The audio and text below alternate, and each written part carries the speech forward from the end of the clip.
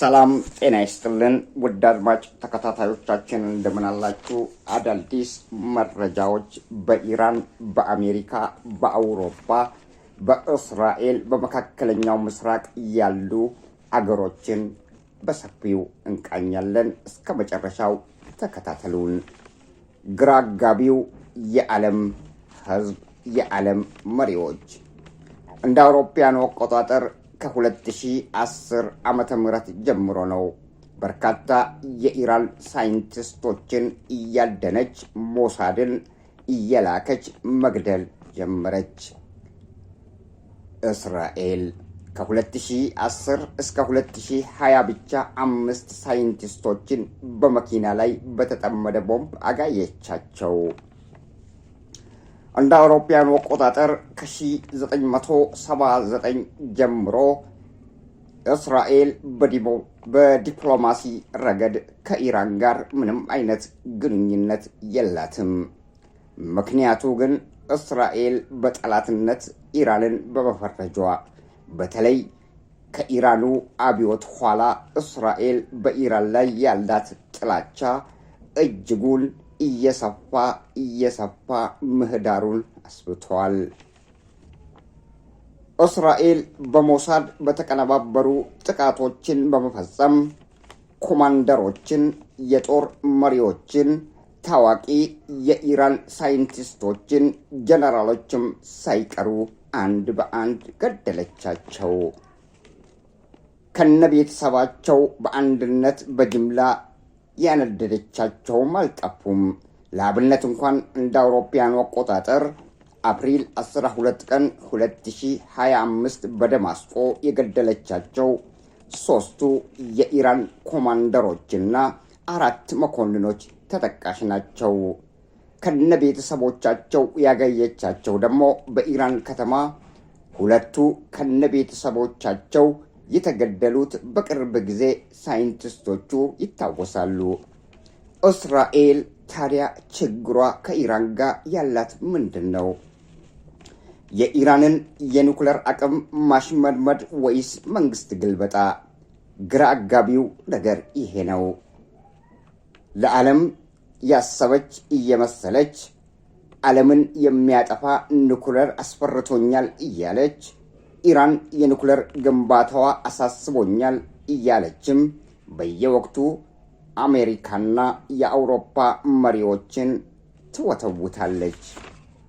ኢራን በአውሮፓዎቹና በአሜሪካኖች ዘንድ ተጠሉ፣ እንደተወገዙም ቀጠሉ።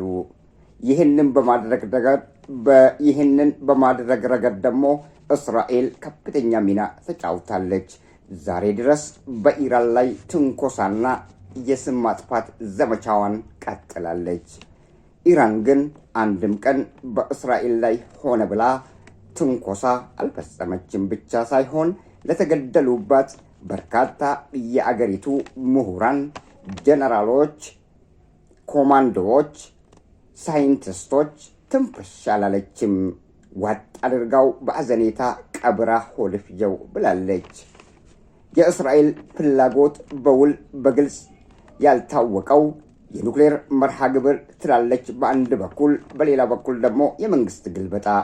የኢራን የኒውክሌር መሳሪያ ግንባታ ያሳሰባት መስላ ጥቃት ትፈጽማለች፣ ታስጠቃለችም።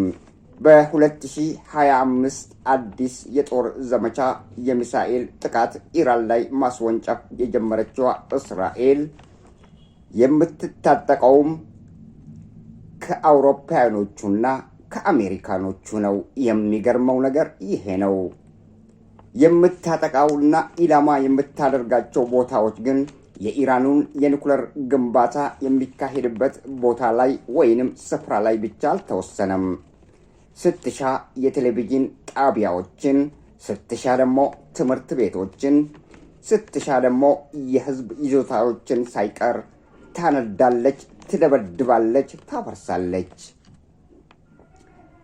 ማንም የሚጠይቃት የለም። የኢራን የኒውክሌር ጣቢያ በጅምላ የተገኘው ስፍራ ላይ ጥቃት ማድረስ ከጀመረች ሰነባብታለች። ብቻ ነገሩ ግራ አጋቢ ነው። ፍላጎቷ እስራኤል ምን እንደሆነ በውል ያልታወቀው ለምንድን ነው? ግልጽ አድርጋ ለምን አልተናገረችም?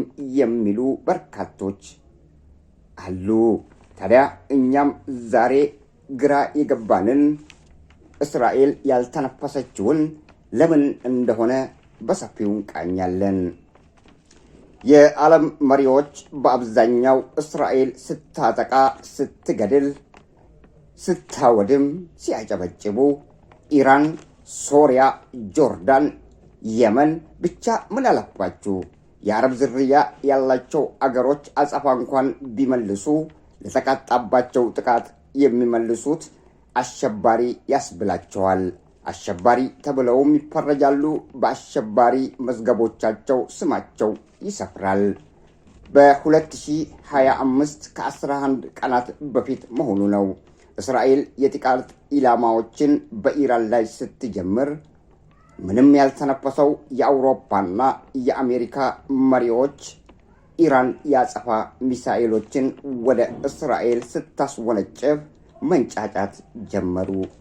ታዲያ በጋዛ የሚደንቀው ነገር በጋዛ በየቀኑ ንጹሐን ሕፃናት፣ አዛውንቱ፣ ወጣቱ በእሳት ሲጋዩ ጆሮ ዳባ ልበስ ያለው የዓለም መሪዎች ጠያቂ የሌላቸው ቀዳሚ ናቸው።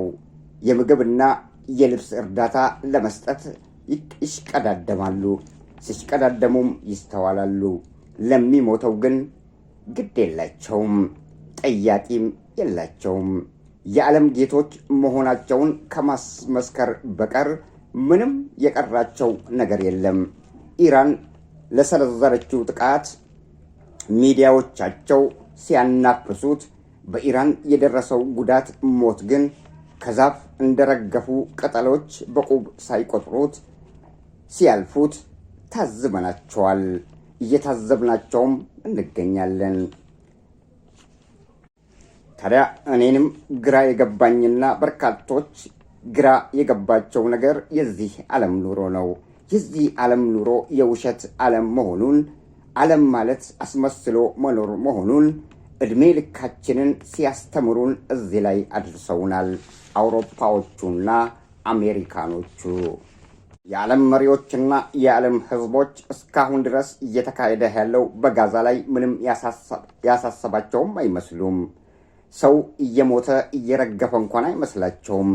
እርዳታ ለመቀበል በወጡ መድፎች ሲተኮሱባቸው፣ የአውሮፕላን ጥቃት ሲደርስባቸው አይተው ዝም ማለታቸው ለምን ይሆን? እርዳታ ግን ከመለገስ ወደ ኋላ ብለው አያውቁም።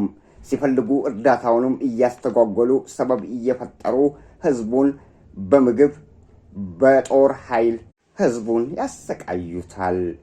ታዲያ በውል ያልታወቁ ፍላጎቶችን ይዞ የሚጓዘው የዓለም መሪና የዓለም ህዝብ እስራኤል ያሻቸውን ስታደርግ በፈንጠዝያ ሲስቁና ሲያፌዙ ይታያሉ። ታዲያ ኢራን ለምታደርገው ነገር ምን አንገበገባቸው? አሜሪካም ተቀላቀለች፣ ደበደበች። ታዲያ ውሉ ምንድነው? ፍላጎቱስ ምንድነው? ግራ አጋቢው ይሄ ነው። ግራም ያጋባና ውላቸው ያልታወቀ ምን እንደሚፈልጉ የማይታወቁ እነዚህ የዓለም መሪዎች እስካሁን ድረስ በዓለም ላይ በውሸት ጆሮአችንን በማደንቆር የሚገኙ መሪዎችና የዓለም አሉ የሚባሉ ስትራቴጂ አውጪዎችና ንድፍ ሐሳብ ሰጪዎች ዓለማችንን እንደ እንዝርት እያሽከረከሩም የሚገኙበት ሁኔታ ላይ ደርሰናል። የውሸት ዓለም ውስጥ መኖር ከውሸት ውጪ እውነት የሌለባት ዓለም ላይ እንገኛለን። በፊት እስራኤልን እያስቀመጡ እስራኤልም ስትፈልግ ትገላለች፣ ሲያሻት ታስገድላለች፣ ሲያሻት ደግሞ አሜሪካን አብራ እንድትመታ ታደርጋታለች። አሜሪካን እንደፈለገች እንደ እንዝርት ታሽከረክራታለች።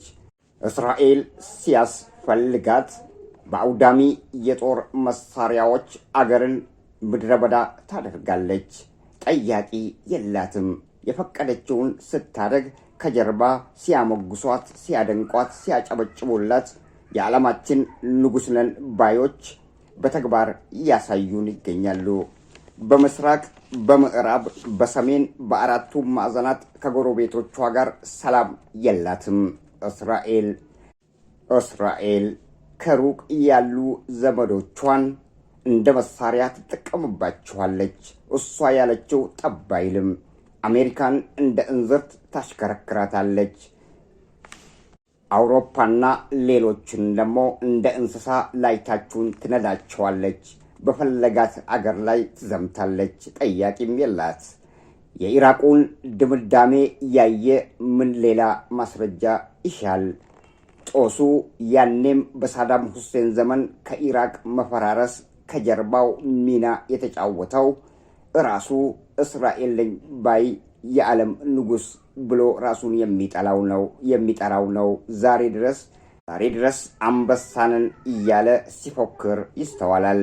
ግራ አጋቢው ነገር የኢራን የኒኩለር ማምረቷን ታዲያ ግራ አጋቢውና የኢራንን የኒኩለር የማምረት አቅሟ ብቻ ላይ ያተኮረ የመሰለ የጦር ስልት አሁን ላይ ተስፋፍቶ ኢራንን ምድረ በዳ እያደረጋትም ይገኛል። ግራ አጋቢው ይሄ ነው። ብቻ እስራኤል የጀመረችው ጦርነቱን አሜሪካን አስገብታ አሜሪካም ከሷ ጋር ተባብራ እንድትመታት ነበር ፍላጎቷ። ባለፈው ከ2 ቀናት በፊት ተሳካላት። የጀመረችው ጦርነት አሜሪካን አስገብታ አሜሪካ የተባለውን ቦታ ላይ ሄዳ በቢ2 የጦር ጀቶች የኢራን ይዞታዎችን የኒኩለር ማምረቻ መሳሪያዎች የሚገኙበትን ደበደቡላት። የትራምፕ አስተዳደር መሆናቸው ነው። የኢራን የኒኩለር ተቋማቶቹ እንደወደሙም በይፋ ዶናልድ ትራምፕ ገለጹ። ዓለምን እፎይ አሰኝተናል ሲሉም ተናገሩ። ሆኖም ግን የእስራኤል ትንኮሳ በዛች ምድር ላይ አላቆመም፣ አላቋረጠም፣ እንደቀጠለም ይገኛል። ታዲያ ጉዳዩ ምን ይሆን? ወደፊት አብረን የምናየው ይሆናል። ለዛሬው እዚህ ላይ እንሰናበታችኋለን። ቸር ያገናኘን።